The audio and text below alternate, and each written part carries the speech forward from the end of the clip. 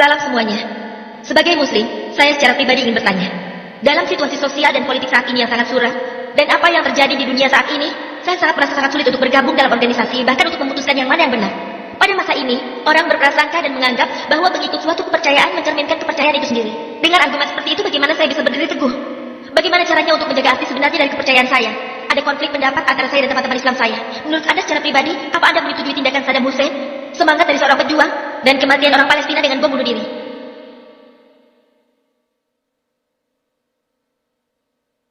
Kalau boleh saya simpulkan, inti pertanyaannya adalah konflik pendapat. Dan dia tidak tahu harus berpihak kemana. Siapa yang harus dia setujui, dan siapa yang tidak dia setujui. Jadi dia bertanya pada saya, apa saya setuju dengan yang terjadi dengan mujahidin di Palestina? Apa saya setuju dengan tindakan Saddam Hussein? Dan sebagainya. Saudari, dengarkanlah saya. Sebagian besar ini adalah masalah politik. Tapi menurut saya, setiap orang punya tujuan masing-masing karena saya banyak berpergian. Salah atau benar, wallahu a'lam, saya tidak bisa memutuskan. Namun, sebab utamanya adalah beberapa orang tertentu. Dan para politikus. Sekali lagi politikus. Karena alasan politik, mereka menjadikan seseorang kambing hitam. Itulah sebabnya mereka berusaha agar masalah tersebut diselesaikan. Saya seorang muslim. Jika Anda bertanya, apa yang seharusnya saya jawab? Saya hanya bisa bicara kebenaran. Jika seseorang telah mencelakakan seseorang, jika ia membunuh atau melakukan hal lainnya, kalau memang iya, maka balas dendam itu diizinkan. Jika tidak, maka tidak. Yang Anda tanyakan tadi tentang kasus pribadi seperti Osama bin Laden dan Saddam Hussein, saya tidak tahu latar belakang mereka. Saya hanya bisa memberi nasihat, saya tidak bisa memberi keputusan. Saya sama sekali tidak mengenal mereka. Saya tidak bisa memberikan pendapat. Jadi menurut saya, wallahu a'lam, Allah tahu yang terbaik. Allah tidak akan bertanya apakah Osama bin Laden seorang teroris atau bukan. Yang saya tahu, jika dia salah, jika dia melanggar ayat-ayat Al-Quran dan Sunnah, dia salah. Jika tidak, berarti dia benar. Jadi bukan hak saya untuk menghakiminya. Yang saya tahu, saya harus membaca Al-Quran, firman-firman Allah. Pertanyaan ini tidak perlu ditujukan pada seseorang yang sudah berpergian bolak-balik ke Afghanistan dan tempat-tempat lain. Kita semua bisa lihat di surat kabar. Anda muslim dan saya juga muslim. Allah Tuhan yang maha besarlah yang berhak menghakimi seseorang. Jadi Saddam Hussein itu teroris atau bukan? Kita harus berkata, wallahu a'lam, kita tidak tahu. Kita tidak menyetujui dan tidak juga mengutuknya. Jika ada bukti kuat atas diri seseorang, baik itu muslim, wal jamaah, yang terbukti salah menurut Al-Quran, maka kita harus mengutuknya. Tapi jika tidak ada bukti yang cukup kuat, kita harus tetap netral. Itu menurut Al-Quran. Iman Anda tidak perlu goyah, saudari. Iman Anda seharusnya berdasarkan kebenaran yang terdapat dalam firman Allah. Cara terbaik untuk menguatkan iman Anda adalah dengan membaca Al-Quran. Anda tidak akan menemukan kecacatan dalam Al-Quran. Tidak ada kontradiksi dalam Al-Quran. Jika Anda tidak mengerti bahasa Arab, baca saja terjemahannya dari Al-Quran. Ini Al-Quran yang sudah diterjemahkan, ada di luar. Anda bisa mendapatkannya. Jika Anda membacanya, bagaimana cara hidup sesuai dengan Al-Quran, insya Allah iman Anda akan semakin kuat. Dan percayalah, Anda tidak akan merasa malu sedikit pun untuk mempraktekkan hal-hal dasar Islam. Karena Anda tahu alasan dan logikanya kenapa hal-hal dasar itu ada. Saya terus bepergian ke berbagai dunia. Dan ketika berceramah, saya memakai peci ini dan juga berjanggut. Ketika saya pergi ke berbagai negara barat, saya tidak pernah punya masalah. Memang ada pertanyaan di sana-sini, tapi tidak ada masalah yang berarti. Mengapa saya harus takut untuk mengatakan kebenaran? Jika Anda punya pengetahuan atas kitab ini dan Anda tahu alasan serta logikanya, Anda akan bangga. Seperti juga saya, pasti Anda akan bangga dengan menyebut diri sebagai Islam fundamentalis. Assalamualaikum, saya Muhammad Abdurrahman Abdullah. Karena kita baru selesai membahasnya, saya ingin berkata sesuatu kepada Anda. Saya ingin berkata bahwa ada bukti yang disediakan oleh pihak Amerika. Dan saya telah melihatnya di internet. Ada sebuah situs ayan-ayan.com, ayan-ayan.net. Sekarang sudah dilarang, tapi saya sempat melihat ada gambar di situ. Dan salah satu, ada aktor yang berperan sebagai Osama bin Laden dalam sebuah video yang bisa ditonton oleh siapapun juga.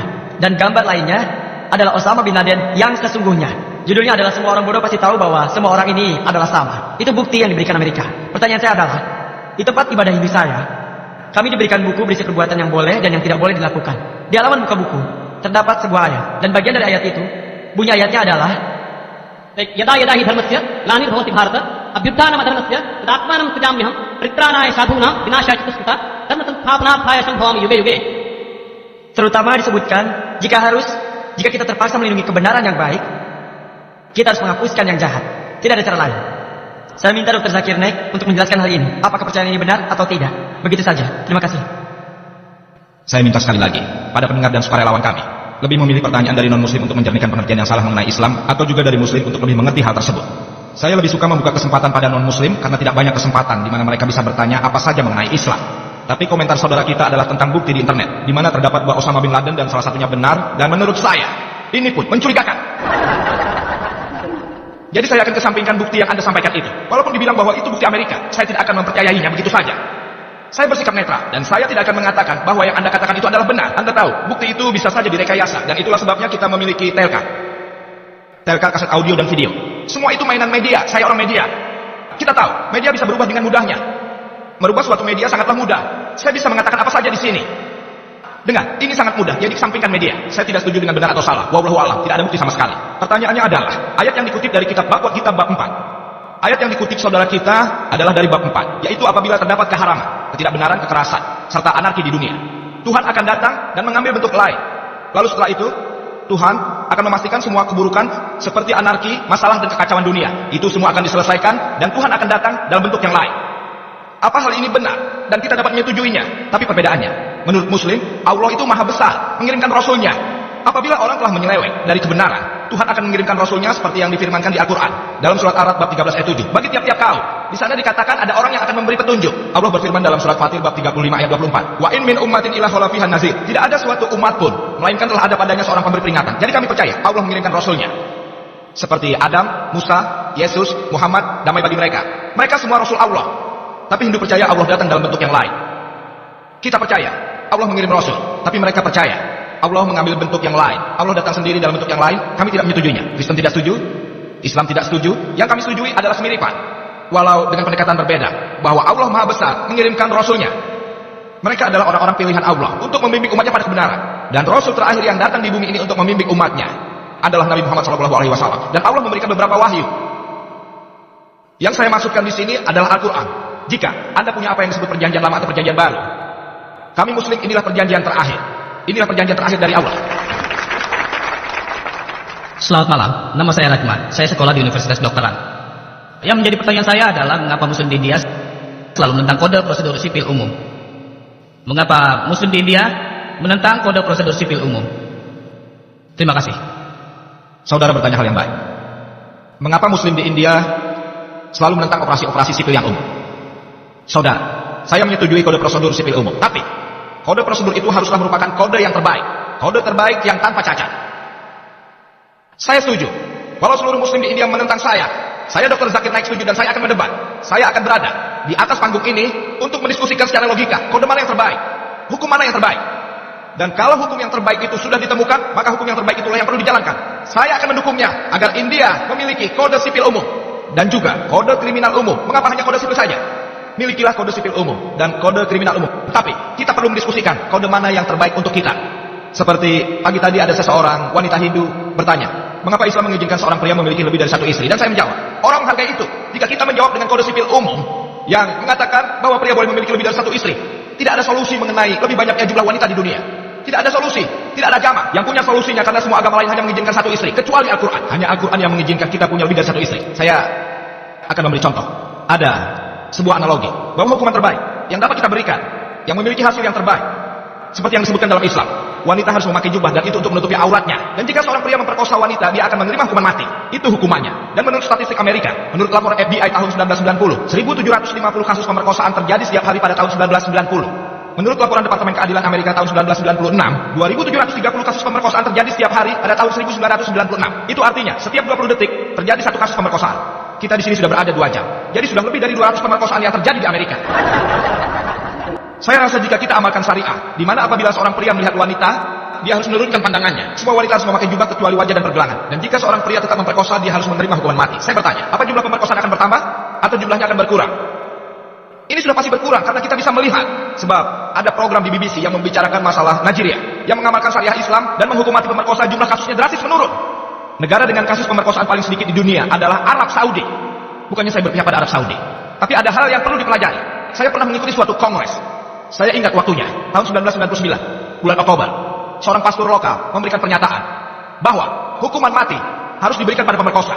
Dan setelah kongres itu, dia semakin dekat dengan Islam. Pastor lokal selanjutnya mungkin akan berkata bahwa tiap wanita harus memakai jubah. Assalamualaikum, nama saya Yasar Remi, saya dari Iran. Saya ingin tahu, Anda pasti pernah dengar buku Salman tulisan Imam Khomeini, dan sebagai Muslim, tidak ada yang menyukai buku itu. Menurut Anda, apakah Imam Khomeini benar meminta orang untuk bernasihat? Ada yang bilang bahwa fatwa Salman itu tidak benar. Saya ingin tahu sebetulnya, apa fatwa Salman itu benar atau tidak? Terima kasih. Inti pertanyaannya adalah apakah fatwa Salman Rushdie dari Imam Khomeini itu benar atau tidak? Pertanyaan saya adalah, mengapa Imam Khomeini memberikan fatwanya 1 tahun setelahnya? Negara pertama yang melarang buku Salman Rushdie itu adalah India. Dan saya menyelamati Rajiv Gandhi karena melakukan hal itu. Mengapa Imam Khomeini memberikan fatwa tentang membunuh Salman 1 tahun setelahnya? Karena hal itu sudah tidak ada dalam berita. Semua politikus politikus yang ingin memberikan fatwa. Buku ini telah ditelaah di berbagai negara. Begitu banyak negara melarang buku ini, lalu ia memberi fatwa, ia harusnya dibunuh. Salah atau benar itu belakangan. Ini untuk kepentingan politik. Kepentingan politik. Semua ini untuk kepentingan politik. Tapi Rajiv Gandhi mungkin melakukannya karena dia tidak mengetahuinya. Dan saya pernah berceramah tentang hal ini sebelumnya. Walau buku ini dilarang di India, tapi saya sudah membacanya. Kalian tahu, Salman Rushdie yang menganggap dirinya bicara atas nama Islam tidak meninggalkan siapapun. Dalam bukunya, ia bahkan menulis Ratu Elizabeth. Padahal kerajaan Inggris yang sama telah melarang penulis Amerika karena memakai kata 4 huruf, Fanta Unta Charlie Kilo, terhadap kebijaksanaan Margaret Thatcher. Tapi penulis Salman Rushdie membuatnya aktif dan menggunakan imbuhan ink. Dan di sini buku itu sangatlah populer. Satu penulis Amerika dilarang karena memakai kata 4 huruf terhadap Margaret Thatcher. Tapi orang lainnya itu Salman membuatnya kata aktif dengan imbuhan ink terhadap kebijaksanaan Margaret Thatcher yang sama. Namun dia mendapat penghargaan. Kenapa? Karena ia memfitnah orang Islam. Anda tahu, ia bahkan tidak meninggalkan Rama dan Sinta. Orang ini dihormati hampir oleh semua orang India. Bahkan terhadap dia pun, ia menggunakan kata itu. Ia tidak meninggalkan mereka. Banyak warga India mendukungnya. Jadi mungkin Rajiv Gandhi tidak mengetahuinya. Tapi jika Anda baca, Anda akan lihat buku ini tidak meninggalkan siapapun. Bagi orang-orang yang terus-terusan memfitnah, Allah berfirman dalam Al-Quran, Surah Al-Ma'idah, bab 5, ayat 33. Pembalasan terhadap orang-orang yang memerangi Allah dan Rasulnya hanya karena dibunuh, atau disalib, atau dipotong tangan dan kaki, atau dibuang dari negeri. Bukan hanya Al-Quran, tapi juga di Alkitab. Injil Levitikus pun berkata, jika ada yang memfitnah hukum, ia harus dirajam dengan batu hingga mati. Bahkan orang asli pun harus ikut rajam. Orang-orang yang telah berani menghujat Tuhan. Jadi saya rasa kitab-kitab lain juga setuju. Bukan hanya Islam, kebanyakan kitab agama, apakah itu Islam, apakah itu Kristen, ataupun Buddha, atau agama lainnya, semua memiliki hukuman bagi orang-orang yang berani menghujat Tuhan. Dia tidak bisa memberikan fatwa di sini untuk membunuh atau apapun. Dalam hukum Islam, di sana dikatakan, jika seseorang menghujat, tentu saja ada hukum tertentu yang berlaku untuknya. Tapi yang dilakukan politikus, apakah itu politikus muslim atau politikus non-muslim? Maaf, saya tidak akan menyinggung politikus. Saya rasa sebagian besar mereka biasa berkompromi untuk kepentingan diri mereka sendiri. Dan itulah alasannya mengapa politik dan agama semakin renggang. Ini dikarenakan karena mereka menggunakan agama untuk membuat mereka menjadi terkenal. Kita harus menyadari itulah yang dilakukan oleh orang. Jadi fatwa yang diberikan Khomeini, menurut saya itu didasari akal politik. Tapi melarang buku itu seperti yang dilakukan Rajiv Gandhi adalah tidak sempurna. Saya tidak tahu apa larangannya sudah dicabut atau belum, tapi saya dengar sudah mau dicabut. Mudah-mudahan saja buku itu dilarang untuk selamanya. Tapi orang yang telah berani menghujat Tuhan, dalam Islam maupun Kristen, dalam Kristen orang itu harus dirajam sampai mati. Tapi dalam Islam ada 4 pilihan, bahkan bisa dibuang. Tapi dalam Kristen hukumannya rajam sampai mati. Dalam Islam ada 4 pilihan yang bisa dipilih. Dalam Kristen hukumannya rajam sampai mati. Semoga itu menjawab. Selamat malam, nama saya Fia, saya seorang mahasiswa hukum. Saya rasa terorisme bisa dihentikan atau setidaknya dikurangi apabila orang bisa bertoleransi. Apakah Islam membicarakan soal toleransi? Jika ya, orang-orang yang bertanggung jawab untuk mengajarkan Islam, maksud saya banyak. Saya tidak tahu sebutan yang tepat, tapi guru-guru seperti dalam Hindu yang mengajarkan Islam ke orang Muslim lainnya. Jadi apakah mereka mengajarkan mengenai hal toleransi? Pertanyaan yang bagus. Dia berkata terorisme dapat ditangani dengan mengajarkan toleransi, dan apakah Islam mengajarkan toleransi? Apakah pengajar-pengajar Islam mengajarkan toleransi? Saudari, tadi sudah saya sampaikan. Mungkin agak cepat dan saya tidak menekankan hal itu. Salah satu kriteria bagi manusia untuk masuk jannah, masuk surga, masuk firdaus adalah toleransi. Allah berkata dalam surat Al-Asr, bab 103, ayat 1-3. Wal asri, innal insana lafi husrin, illal ladzina amanu wa amilus solihat wa tawassaw bil haqqi wa tawassaw bis sabr. Bahwa demi masa, sesungguhnya manusia itu dalam kerugian, kecuali orang yang beriman, mengerjakan amal soleh, dan saling menasihati supaya mentaati kebenaran, dan saling menasihati supaya menetapi kesabaran. Toleransi salah satu kriteria untuk masuk jannah. Jika kita tidak punya toleransi, maka menurut Al-Asr kita tidak akan masuk surga. Bukan hanya toleransi, kita juga harus menasihati orang lain untuk bertoleransi. Definisi toleransi ada bermacam-macam. Tapi jika kita tanya pada ahlinya, toleransi memiliki batas. Apa yang dimaksud dengan toleransi? Ada yang berbuat salah padamu, tapi kau tidak balas dendam, itu bagus. Tapi berapa lama? Toleransi memiliki batasan. Dan dalam Islam, zalim adalah orang yang berbuat jahat, atau bisa dikatakan orang yang suka menyakiti. Ada 2 macam zalim. Orang yang menyakiti orang lain dan orang yang menyakiti dirinya sendiri. Ada 2 macam. Dan dua-duanya disebut zalim. Orang yang menyakiti orang lain dan orang yang menyakiti diri sendiri. Nabi Muhammad SAW berkata dalam hadis Sahih Muslim, apabila kau melihat suatu perbuatan yang salah, jika bisa, kau harus menghentikannya dengan tanganmu. Jika tidak bisa dengan tanganmu, hentikan dengan mulutmu atau lidahmu. Jika tidak bisa, setidaknya kutuklah dalam hatimu bahwa itu perbuatan salah. Jika kau lakukan itu, kau orang yang beriman paling rendah.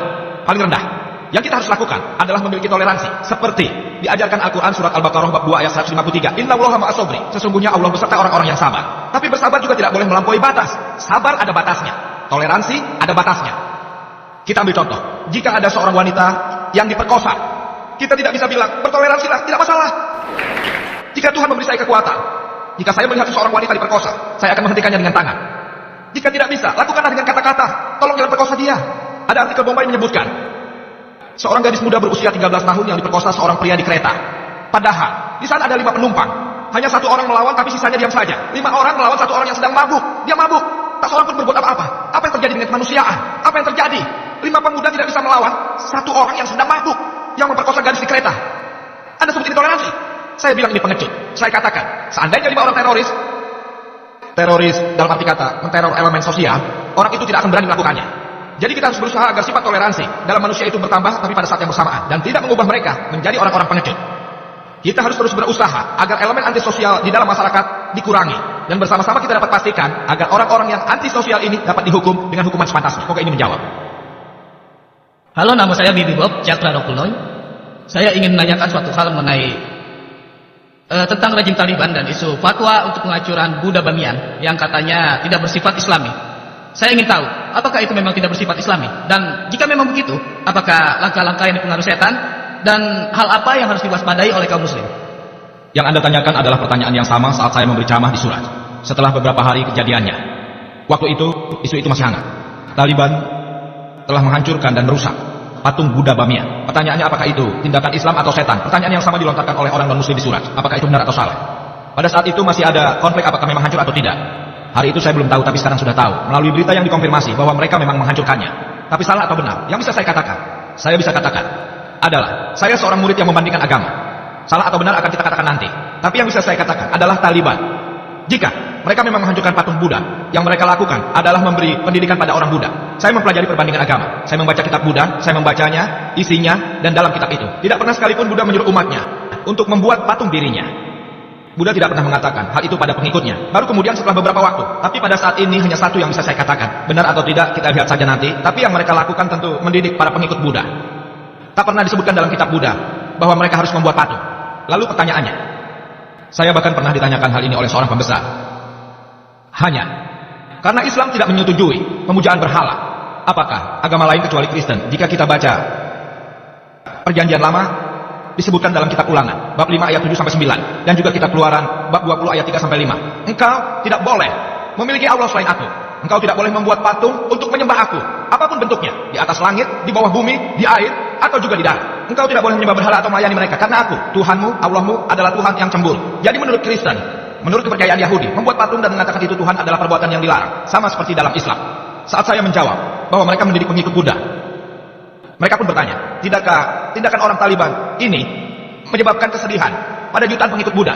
Saya jawab ya. Apakah Islam mengizinkan siapapun untuk menyebabkan kesedihan pada jutaan manusia? Saya bertanya pada seorang jurnalis, seandainya saja pemerintah India menangkap semua pengiriman obat-obatan, kokain, gula merah yang sangat mahal harganya, pengiriman sebesar $2 juta berhasil mereka tangkap, obat-obatan. Apa yang dilakukan pemerintah India? Jurnalis itu menjawab, pemerintah India menyita itu lalu membakarnya. Kau tahu hal itu? Ini kejadian menjadikan bagi jutaan pecandu seluruh dunia. Jadi apa Anda setuju dengan pemerintah India atau menentang tindakan mereka dengan menghancurkan impian jutaan pecandu narkoba? Karena pemerintah India merasa obat-obatan itu akan menyebabkan kerusakan pada tubuh. Yang mereka lakukan adalah benar, walaupun menyebabkan kesedihan pada jutaan pecandu. Karena itu mereka membakarnya. Kita tidak bisa ke pemerintah India dan bertanya mengapa obat-obatan itu dibakar. Para pecandu akan merasa sedih. Sama seperti Afghanistan dan pemerintahannya. Itu hak milik mereka. Patung itu milik mereka. Jika mereka melakukannya di negeri lain, kalian bisa menentangnya. Tapi mereka melakukannya di negeri sendiri. Mereka mau hancurkan atau pertahankan. Itu hak mereka. Tidak berhak kita menentangnya. Tidak berhak. Selain itu, jika kita analisa, orang selalu bilang pemerintah India adalah pemerintah yang toleransi. Tahukah kalian di Bombay, ketika kita akan keluar dari bandara domestik, ada patung besar Mahavi. Sedikit di luar Hotel Jam. Patung itu tidak berpakaian. Jadi ada orang yang keberatan. Mereka membuat dinding menutupi bagian pribadinya. Beberapa bulan kemudian patung itu disingkirkan. Namun orang-orang yang merasa keberatan dengan patung ini, kini mereka mengutuk perbuatan Afghanistan. Kenapa? Orang-orang sama yang keberatan dengan kehadiran patung itu. Apakah Anda tahu lebih banyak orang ningrat di India daripada orang Buddha di Afghanistan? Jadi ketika pemerintah Bombay dapat menyingkirkan patung yang dipercaya sebagai Tuhan oleh kaum ningrat, padahal lebih banyak ningrat di India daripada Buddha yang ada di Afghanistan. Saat ini tidak ada yang merasa keberatan. Tapi saat Afghanistan melakukannya, mereka keberatan. Mengapa standarnya berbeda? Ini karena Bank Dunia. Tidakkah kaum Ningrat merasa sedih? Ningratlah yang ingin mempertahankan patung Mahavi. Mengapa kalian keberatan? Saat itu banyak yang protes. Singkirkan patung itu, singkirkan patung itu. Tapi orang yang waktu itu protes, kini ikut merasa keberatan. Mengapa kalian menyingkirkan patung Buddha itu? Standar berbeda. Kita orang yang logis harusnya memiliki satu standar. Kita tidak boleh terus-terusan merubah dasar alasan kita. Saya merasa itu adalah hak milik mereka. Contohnya seorang non-muslim membeli rumah, jika di dalam rumah itu ada lukisan Ka'bah, seandainya saja ada. Jika non-muslim tidak menyukai lukisan itu, lalu membuangnya, maka saya tidak berhak untuk menentangnya. Dan percayalah, jika ada seorang muslim membuat patung Muhammad Shallallahu Alaihi Wasallam, dan jika Anda menghancurkan patung itu, walau seluruh muslim menentang perbuatanmu, saya Dr. Zakir Naik akan mendukungnya. Karena membuat patung Nabi Muhammad Shallallahu Alaihi Wasallam itu dilarang. Jika ada muslim gila membuat patung Muhammad Shallallahu Alaihi Wasallam dan memujanya, dan Anda sebagai non-muslim yang mengetahui Islam pergi menghancurkan patung itu, walau seluruh muslim menentang perbuatanmu, saya Dr. Zakir Naik akan mendukung penuh. Dr. Zakir Naik, apa yang dikatakan Islam mengenai penghujahan terhadap agama lain atau perbuatan agama lain? Saya menanyakan ini karena salah satu artis India, dia seorang muslim, dia telah melukis wanita dengan posisi bugil, dan ini dihargai oleh orang-orang pemegang kepercayaan bebas. Dan setiap India mendukung ketika Salman menulis buku tentang Islam, dan ketika Rajiv Gandhi melarang buku itu, maka semua warga India mendukung tindakan pemerintah itu. Tapi ketika Hussein melukis jiwa Hindu dalam posisi bugil, partai politik India, terutama mereka yang komunis, mengatakan karena mereka pemegang kepercayaan bebas, mereka bebas untuk melukis apa saja. Apakah pandangan Islam mengenai soal ini dan mengenai pemujahan Tuhan agama lain? Saudara, kita membicarakan pelukis muslim bernama Hussein. Apakah orang Hindu sendiri mengenal dia atau tidak, saya tidak tahu. Hussein datang dari Bombay sama seperti saya. Dia melukis seorang dewa yang tanpa pakaian. Walaupun banyak jurnalis mendukungnya tanpa pertanyaan, tapi pendapat saya, melukis wanita tanpa pakaian, entah dewa atau bukan, adalah haram hukumnya dalam Islam. Muslim atau non-muslim, sangat tidak etis dan tidak berperikmanusiaan. Mengapa Anda menjual putri Anda? Lihatlah apa yang terjadi di bar. Mereka dengan sangat berani telah menjual saudari kita, ibu kita, dan ada iklan terkenal dari BMW. Anda tahu mobil BMW kan? Anda tahu mobil BMW? Hampir setingkat dengan mobil Mercy. Untuk anak muda, Mercy mobil peringkat paling atas. Dalam iklan itu, maaf sekali lagi, saya diberitahu, ada gadis memakai bikini berdiri di depan mobil dan ditulis, cobalah Anda naiki dia. Mobil atau gadisnya? Perhatian lebih pada gadis daripada mobilnya. Jadi ini semua mengatasnamakan kebebasan berekspresi. Apa yang dilakukan Hussein itu sepenuhnya salah. Mengenai pertanyaan, apa kita boleh mengkritik agama lain? Allah telah berfirman dalam Al-Quran, surat Al-An'am, bab 6, ayat 108. Dan janganlah kamu memaki sembah-sembahan yang mereka sembah selain Allah, karena mereka nanti akan memaki Allah dengan melampaui batas tanpa pengetahuan. Al-Quran berkata jangan memaki sembahan yang mereka sembah selain Allah, karena mereka nantinya akan memaki Allah Subhanahu wa Ta'ala. Dalam Islam kita dilarang untuk memaki kepercayaan mereka, walau mungkin kita tidak setuju, tapi itu dilarang. Itu dikatakan Al-Quran surat Al-An'am bab 6 ayat 108. Dan yang dilakukan muslim, melukis wanita bugil, juga dilarang dalam Islam. Wassalamualaikum warahmatullahi wabarakatuh. أعوذ بالله من الشيطان الرجيم بسم الله الرحمن الرحيم